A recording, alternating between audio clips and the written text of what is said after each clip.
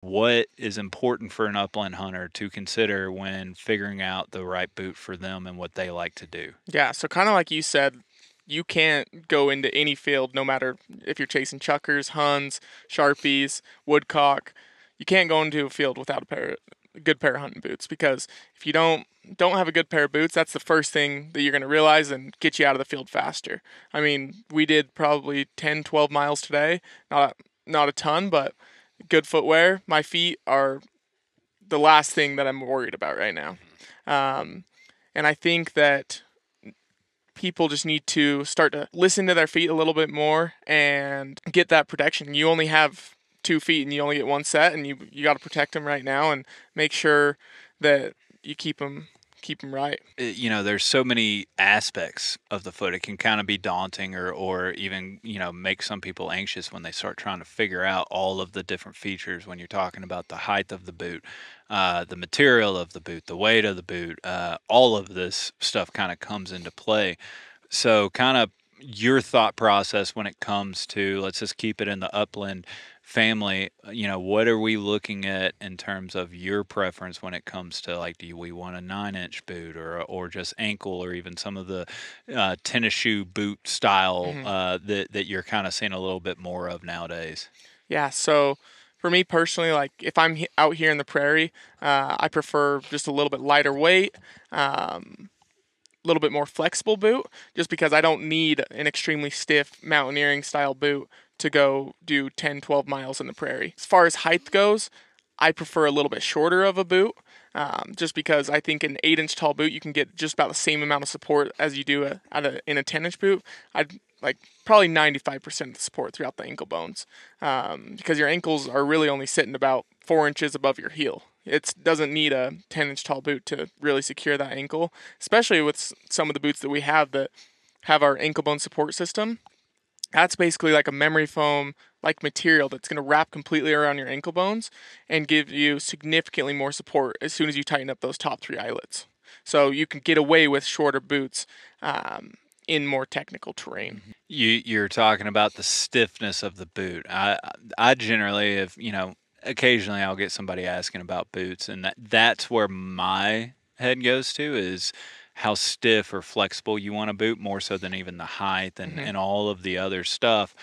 Because essentially what you said, like, think of it like the more steep terrain or the more rugged terrain, the more stiffer of a boot that you want. hmm You want it stiff. You can almost like climb stairs on the side of a mountain, just dig Exactly. your toe in and climb up. But it also helps the fact that, like, if you step on a rock or a boulder the wrong way, your foot's not going to flex around that rock. hmm It's going to stay stiff. And there's something to be said about more flexible of a boot and your foot, going with it. It's kind of like walking in sand. It's going to fatigue your foot quicker over the day. What's the general kind of how Crispy sets up the stiffness of their hmm boot? Because you guys have like a rating system or something, Yep. don't you? Yep. So our stiffness rating scale goes from 1 to 5. 1 being very comparable to like a flip flop, and 5 being about as stiff as a ski boot. And we say that a lot of people want to go to a stiffer boot in more technical terrain, but also I know people like Matt Davis, for instance. He wears a 2 flex basically no matter what terrain he is in. He's chasing snowcocks right now. I believe he's in a 2 flex boot, and same with one of our other buddies, Alan, and that's probably some of the most technical terrain you can get in. Mm. But then there's other people like myself and Tyson here, who want that 5 flex boot when Oh yeah. we're in the technical terrain, because I feel like I don't get as much foot fatigue. Like I wore these Laponias, which are a 2 flex last year on a chucker hunt, and my feet were barking at Oh me. yeah. Oh yeah. Then you throw on a pair of stiffer boots, and it was just money. Yeah. Just like you said, kind of like going up a flight of stairs. It's one of those I showed you earlier. I kind of have a two boot system, hmm and one is the older Crispy. I can't even remember the model. Me and names don't mix, but it's more flexible. But then I also have the stiffer boot in the box too, and that's been something that's frustrated me for years now. Is like, why can't I find one boot that that transcends all the different types of hunting that I do. And I understand that I'm not going to say unique, but the average person probably doesn't experience the numerous different types of hunting that I kind of do for the most part. And so maybe they're not in the position of needing a flexible boot today and then a stiffer boot Hmm. tomorrow. Do they make one boot that kind of fits all, or does it just, to use Matt as an example, it's just like, hell or high water, I'm just wearing a two flex. Hmm. Yeah. So we do make a few models that I would say are extremely versatile for those people that want that one boot that they can take here in the prairie, but they can also take out in the Chucker Hills or chasing woodcock, and that would be like the Nevada or the Guide, and they're sitting at a three flex. So that kind of just tells you like that's right in the middle. It's going to be comfortable on flat ground, but still going to be rigid enough to take you into that more technical terrain. Although I personally prefer kind of having that system. So I have my lightweight early season boots for the prairie, and then I have a pair of extremely stiff boots for when I'm chucker hunting, and I'm also a little bit of a big game hunter, so I have a pair of four flex just standard brick stalls that I bring into elk hunting when I have a heavier load on my back. What about the material? You have all leather, you have synthetic, you have a mixture of both. What are we gaining and losing based on the different type of material that somebody selects? Yeah, so when you go to an all leather boot, you typically get a little bit more durability, although it's going to be a little bit heavier and not quite as breathable. When you go to a synthetic boot, it might not be as durable um, because it's a little bit more prone to cactus punctures to that Gore-Tex liner. With our new materials, it's not quite as much. Like we use this material called PU Tech. It's basically a Codura that's infused with polyurethane. So cactus don't typically get through it. I mean, you still might get a stubborn one that'll get through it. Hits at the Um, perfect angle or something. exactly. Yeah. Yep. But those are going to be quite a bit lighter weight and significantly more breathable. And we use all Gore-Tex liners in our boots too, which we have found to be the best waterproof membrane on the market, and that's why we use it. And it's going to help push out that moisture. We use a little bit thinner on those synthetic boots as well um, to help push out that moisture. Insulated versus non-insulated, because this is a big topic. This is one of the, like, I personally can't do insulated Hmm. boots. I don't care how cold it is outside, like my feet will just sweat. I can wear the lightest pair of socks, Yep. and insulated boots, like, it's just too much for me. I'd Hmm. rather thicken up the socks and go with a non-insulated boot. Generally speaking, is this, again, once again, personal preference, or do you kind of see a trend or common decision amongst upland hunters? Amongst upland hunters in particular, I see more non-insulated boots than anything, and that's for the sole reason of people are moving. And if you're moving, you got good blood flow, good circulation, so your feet are typically going to stay warmer. For the person who's hunting whitetails in the Midwest, where it could be 4 degrees outside, and you walk to the stand 2 miles in and sit there, that's when your feet typically get cold. So for all these upland guys, you typically mostly see non-insulated, but you still get some guys who their feet just run cold, and there's so many different factors that run into cold feet. Like if you're hydrated, if how active you are.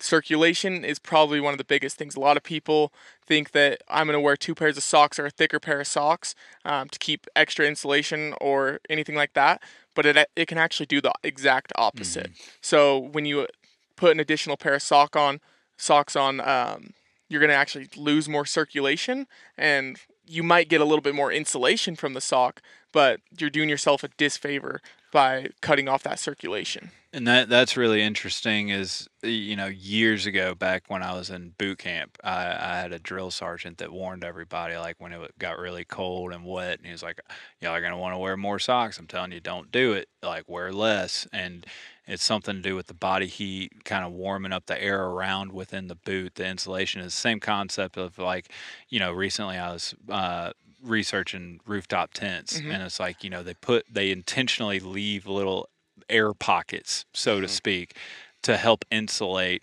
for you. And so if you fill up that void within the shoe with another layer of sock, you think that it's going to keep your foot warmer, but in actuality, it actually makes it colder. And I'm sure that there's a whole bunch of, like, specific terminology in there Hmm. that I'm missing. But that being said, like the drill sergeant kind of wore that into my head, and same concept with sleeping bags. You know, a lot of people think that you want to put on all these clothes Oh to yeah. climb up in your sleeping bag, when in actuality, like you strip down and get in your sleeping bag, the sleeping bag will actually keep you warmer if it's properly rated for wherever you're at, right? Mhm. So when we're talking about socks, the really everybody kind of, tell me if I'm wrong, probably just looks at socks as like get merino wool socks. Hmm. Uh, would you advise just merino wool socks with all of your boots, or do you guys sell socks? Is there something that y'all recommend for like different models or different types, like material wise, Yeah. not brand wise, of course? Hmm. So socks are a very important key to boots, and that's what a lot of people don't realize. I mean, before I started working at Crispy, I was wearing Stance or Nike socks and wondering why I kept getting blisters. They're just normal cotton socks, um, and that's one of the key factors as well. And because you can get so much more fitment with a sock, and that's what I usually recommend socks for: fitment rather than anything else. Like in these boots right now, I'm wearing a Farm to Feet Damascus sock, which is a lightweight targeted cushion sock. So on your heel and the top of your arch and the toes, it's going to be a little bit thicker because it's a targeted cushion. And that in these boots just fits perfectly. In one of my other boots, it's called the Kenai.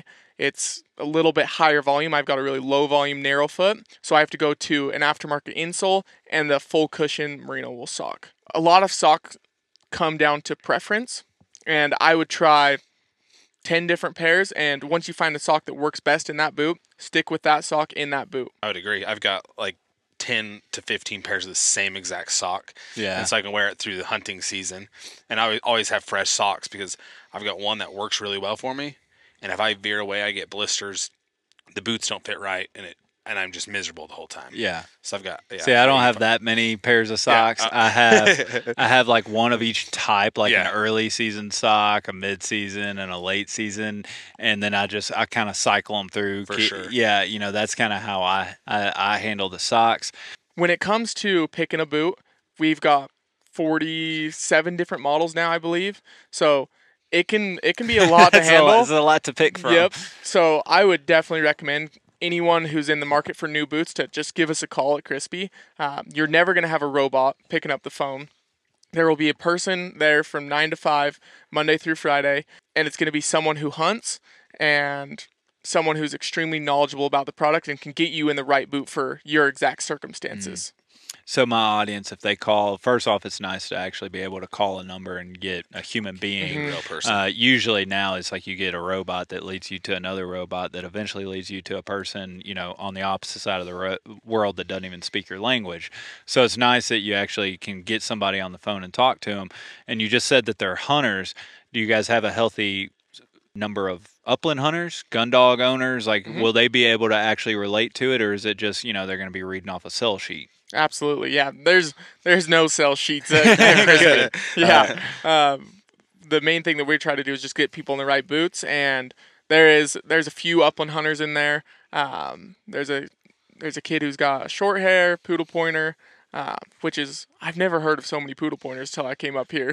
A little off track. So in this But, camp, we've yep. got a handful of. But people in that office are the same people that are out putting heavy miles on the boots. So Okay. and we understand the footwear, and we understand being a hunter and how important it is, and getting people in the right boots, because that's part of the biggest struggle. And we've got boots for narrow feet, wide feet, standard feet, and sometimes it takes just asking a few questions, and it'll only take 2, 3, 4 minutes, and we should be able to get you in the correct boot.